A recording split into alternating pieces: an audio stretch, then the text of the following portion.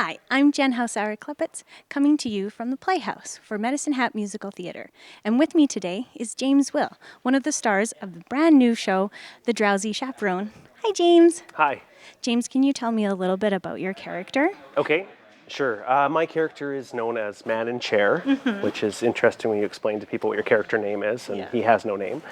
So my character is what they would call an onstage narrator. So this play actually comes to life in my apartment. So as I'm listening to a record, and the characters are really being played in my head as I describe it to the audience. So certainly it's a different aspect for a play. It's a different point of view for the audience to see.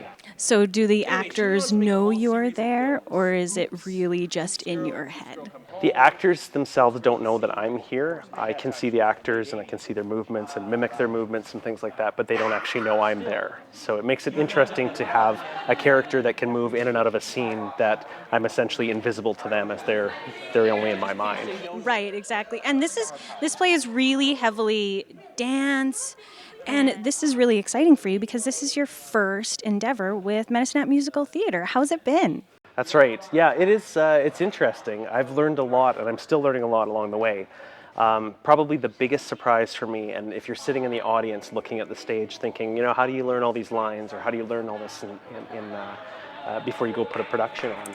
And the biggest surprise for me is that you don't learn any of this in order. You would assume that you start page one, you learn through it, and as I'm sitting here in this chair, having the opportunity from this vantage point, watching the play unfold in front of me, we've all learned it at different stages, and so it's starting to come together, and it's really exciting to see it, just to see behind the scenes and how a musical production comes together. So it's been awesome for me. And you're doing awesome because you have giant monologues. And I think your memorization skills are really impeccable. Where do you think that comes from? I think I spend a lot of hours. I know it's funny when people ask me where I do these, because they are all monologues, because I don't interact with any character on the stage. So unfortunately, the downside to that is that you don't have a cue from somebody else talking to you. You just have to kind of go through that.